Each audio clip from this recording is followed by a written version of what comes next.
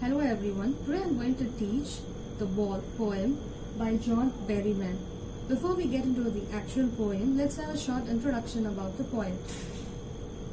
John Berryman was born on 1914 and died on 1972. He was born in Oklahoma, America. He was an American poet, scholar and a professor.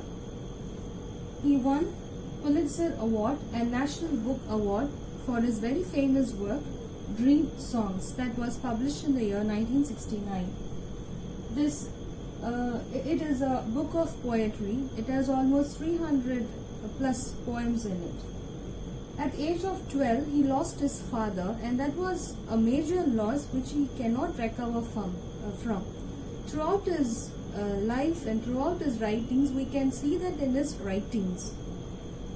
Such poems are called as confessional poem, wherein it is more of autobiographical, so it is in the first person's view or more of I in that. What you can see in such poems, the feelings of death, trauma, depression or broken relationships. It has lot of sadness in it. These type of poems were very much popular in the end of 1950 and in the beginning of 1960.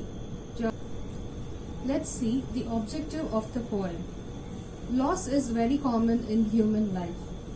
Not only one person, everybody faces loss. The loss may be big or small, but each and every individual faces it. Avoid prolonged grief. Once there is loss, start crib and crying about it, overcome it, and do not go deeper in it. Recover yourself. You have to recover from the grief because you have to stand up and face new challenges tomorrow. Life has to go on. Now let's look at the poem line by line. What is the boy now who has lost his ball?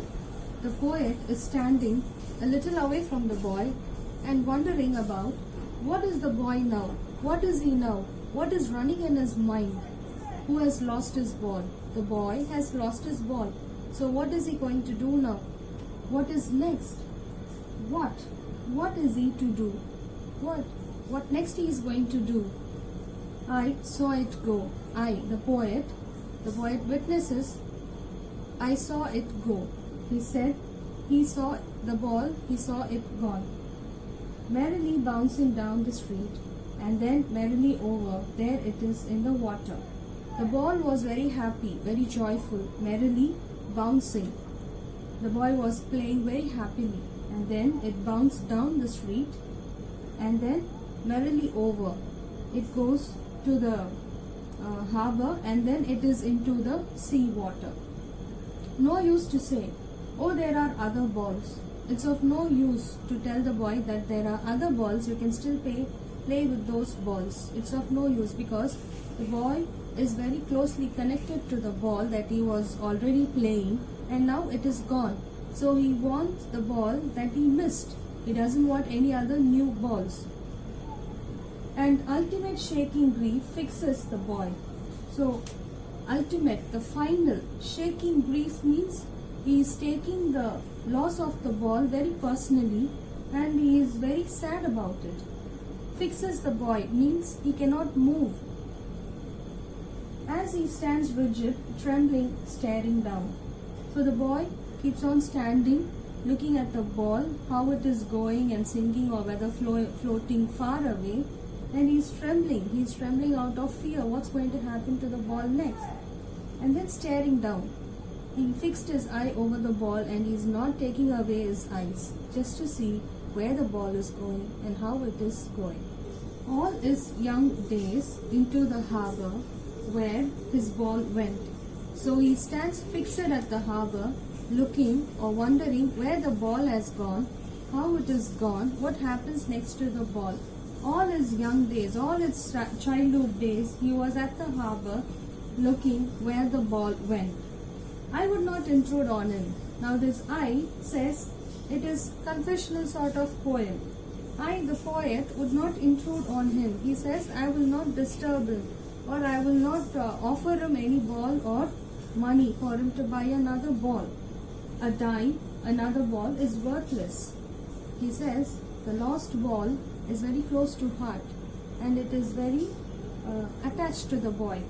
So though the poet offers a dime means 10 cents coin. Though the poet offers a dime, or if he buys another ball for the boy, is worthless because the new ball cannot replace the ball that was lost. Now, he sends his first responsibility. He means the boy. The boy does not mean only the boy, everybody who first loses such precious things, and from next thing onwards we are very keen to keep it very safely. So he sends his first responsibility. After the first loss, the boy keeps everything after that loss very safely. In a world of possessions, so this is a world where we try to possess everything, a car, a house, or a painting, or dresses, or jewelry, whatever. We want to possess things. Similarly, we don't have the sense of responsibility unless we lose any precious thing. That is in the author's point of view. So only when we lose something, we have that sense of utmost responsibility to keep it safely. Balls will be lost always, little boy. Now this line is an apostrophe, which means the poet is talking to the character in the poem. That is an apostrophe. It's a poetic device. The poet himself speaks to one of the characters in the poem that he created. So that's an apostrophe. Balls will be lost always. So balls will be always lost because here balls are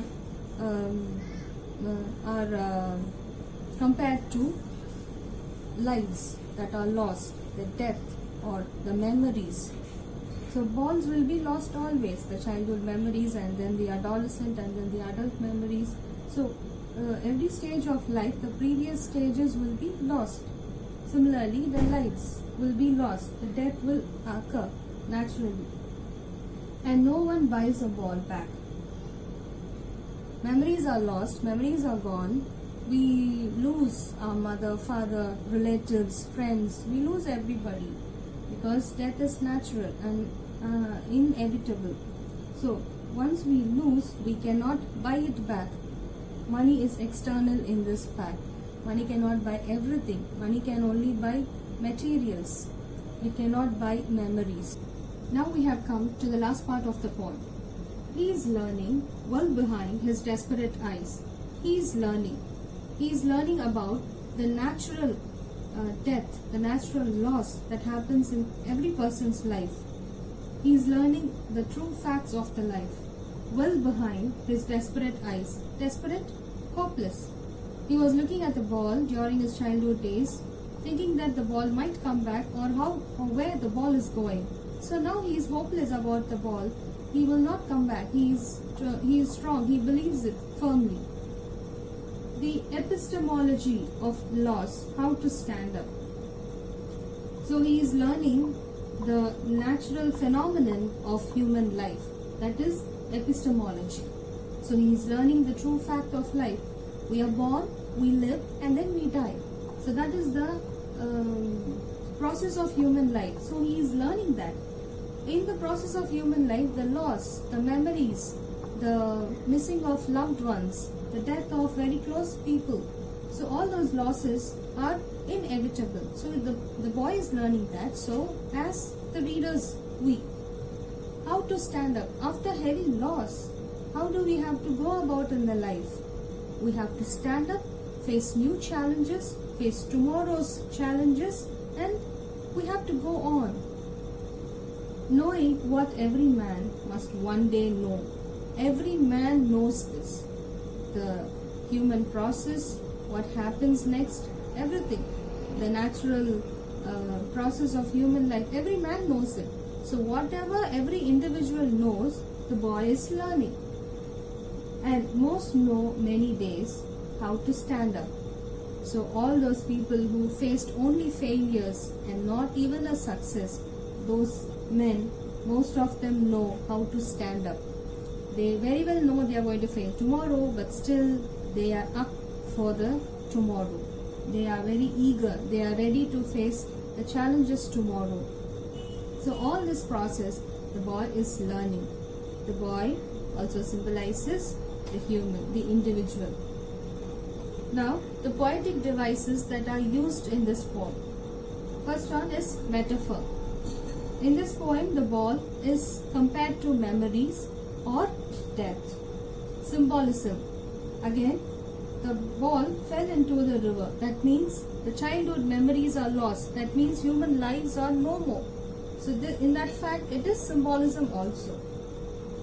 Then, there is no proper rhyme scheme in this poem. You can even see full stops in the middle of the poem, and then the next line begins at the end of the line.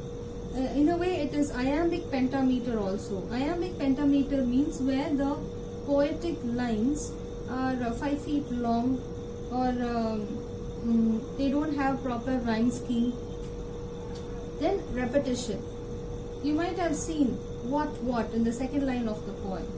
Then apostrophe, that is in the 13th line of the poem, where I already said the poet is speaking to one of the characters that he created in the poem. So in that case, it is apostrophe. Then looking at the tone of the poem, it is very sad and somber.